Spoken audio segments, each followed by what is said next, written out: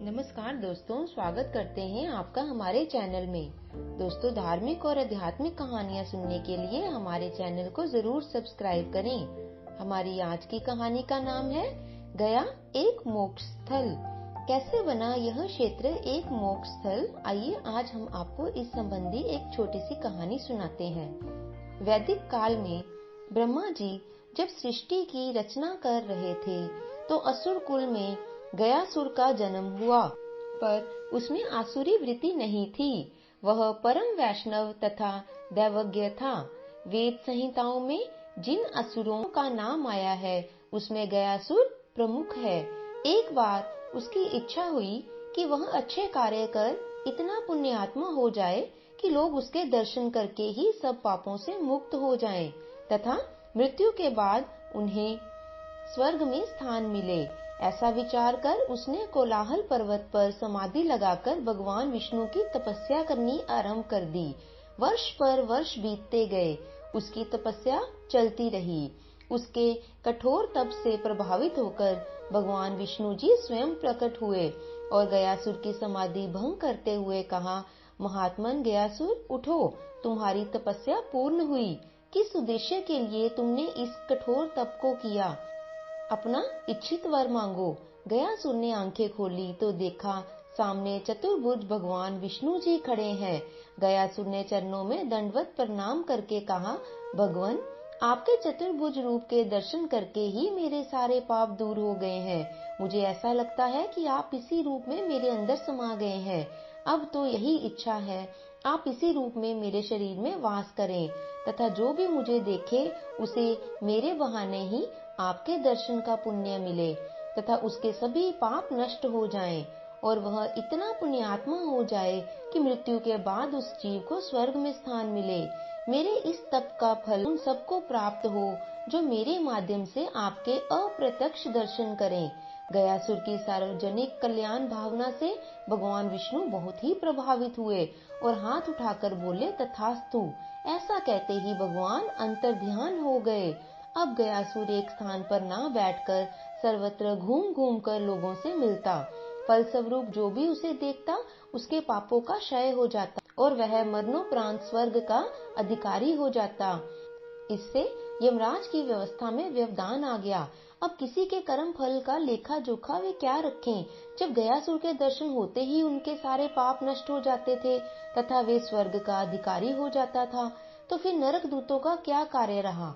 उन्होंने ब्रह्मा जी के सामने यह समस्या रखी। ब्रह्मा जी ने कहा, ठीक है, इसका कुछ उपाय करते हैं। कर्म फल का विधान बना रहना बहुत ही आवश्यक है। हम उसके शरीर पर एक यज्ञ का आयोजन करते हैं तथा मैं और अन्य सारे देवता उसकी पीठ पर पत्थर रखकर उस पर बैठकर उसे अचल कर देंगे। फिर यह कहीं नहीं जा सकेगा। गयासुर के पीठ पर यज्ञ हो, यह तो और भी पुण्य का काम है। गयासुर ने ब्रह्मा जी के इस प्रस्ताव को सहर्ष स्वीकार कर लिया। ब्रह्मा जी यमराज सहित सारे देवताओं को लेकर दबाकर उस पर बैठ गए। अपने ऊपर इतना भार होने पर गयासुर अचल नहीं हुआ। देवगणों को चिंता हुई तो ब्रह्मा जी ने कहा, इसे भगवान विष्णु ने वरदान दिया हुआ है, इसलिए हमें विष्णु जी के पास जाकर ही इसका आह्वान करना चाहिए। विष्णु जी की शक्ति ही इसका आह्वान कर सकती है तथा उन्हें भी इस शिला पर अपने साथ बिठाना चाहिए, तब ही ये अचल होगा। ब्रह्मा जी समेत सब देवों ने विष्णु जी का आह्वान किया तथा अपनी और यमराज की समस्या बताई। विष्णु जी इस पर विचार कर जब सबके साथ उस पर बैठे तब कहीं जाकर वह अचल हुआ। विष्णु जी को अपने ऊपर आकर बैठे देखकर उसने देवताओं से कहा, आप सब तथा भगवान विष्णु की मर्यादा के लिए अब मैं अचल होता हूँ तथा घूमकर लोगों को दर्शन देकर जो उनका पाप क्षय करता था उस कार्य को समाप्त करता हूँ। पर आप सबके इस प्रयास से भी भगवान विष्णु का यह वरदान व्यर्थ नहीं जाएगा। भगवान, अब आप मुझे पत्थर शिला के रूप में परिवर्तित कर यही अचल रूप में स्थापित कर दें। गयासुर का यह मर्यादित त्याग देखकर भगवान विष्णु अत्यधिक प्रसन्न हो उठे और बोले, गयासुर, तुम्हारा यह त्याग व्यर्थ नहीं जाएगा। इस अवस्था में भी तुम्हारी कोई इच्छा हो तो कहो, मैं उसे तुरंत पूर्ण करूंगा। गयासुर ने कहा, नारायण, मेरी इच्छा कि आप इन सभी देवताओं के साथ अपरोक्ष रूप से इसी शिला पर विराजमान रहें और यह स्थान मरणोपरांत धार्मिक कृत्य के लिए तीर्थ स्थल बन जाए। जो भी व्यक्ति यहाँ पर अपने पितरों का श्राद्ध करे, तर्पण पिंड दान करे, उन मृत आत्माओं को नरक की पीड़ा से मुक्ति मिले। यह सारा क्षेत्र ऐसी ही पुण्य भूमि बन जाए। विष्णु ने कहा, गयासुर, तुम धन्य हो। तुमने जीवन में भी जन कल्याण के लिए ऐसा ही वर मांगा और जब मरणावस्था में आए तो मृत आत्माओं की मुक्ति के लिए भी ऐसा ही वर मांग रहे हो। तुम्हारी इस जन कल्याण भावना से हम बिल्कुल ही बंध चुके हैं। ऐसा ही होगा।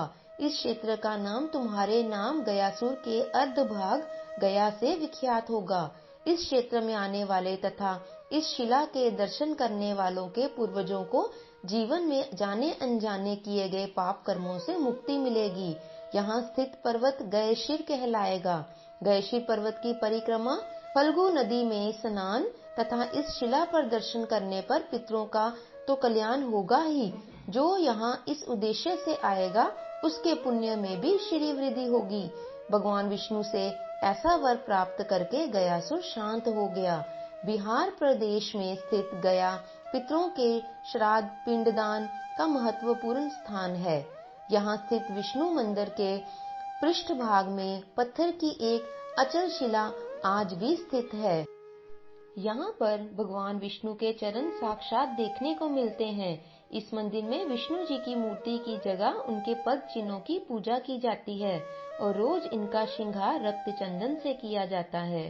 तो दोस्तों, बोलिए विष्णु महाराज की जय हो। तो आशा करते हैं आपको हमारी आज की यह कहानी अच्छी लगी होगी। अच्छी लगी है तो इसे लाइक और शेयर जरूर कीजिए और यदि आप हमारे चैनल पर नए हैं तो इसे सब्सक्राइब भी करते जाएं। अगली बार एक और नई कहानी के साथ आपके समक्ष उपस्थित होंगे। धन्यवाद।